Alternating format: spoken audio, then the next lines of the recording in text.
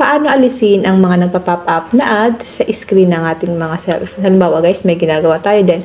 Mayroon pong ads na biglang lumilitaw sa screen ng ating cellphone. Ganito lang po ang gagawin natin guys. Follow nyo lang po yung instruction natin para maalis po yung mga biglang ads na lumilitaw sa screen ng ating mga cellphone. Open lang natin ang Chrome browser. Tap 3 dots.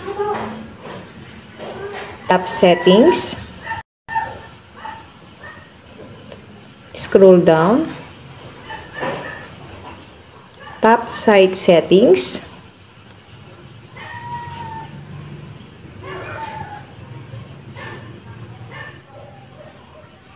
Kung may mga notification po na maraming lumalabas sa inyong mga screen na nanggagaling sa Chrome, tap lang natin itong notifications, i-block nyo po guys. Okay?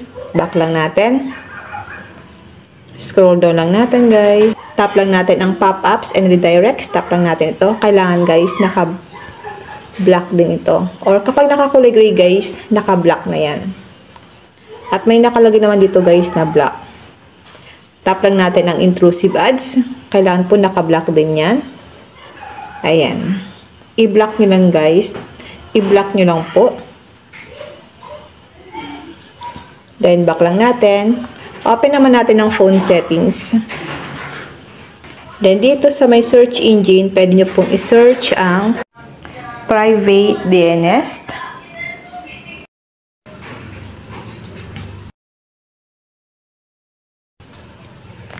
Then, lalabas ito guys. I-tap mo lang yan.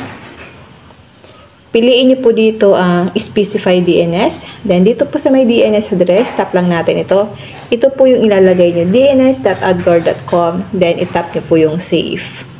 Para maalis po yung mga biglang lumalabas na ads sa screen ng inyong mga cellphone.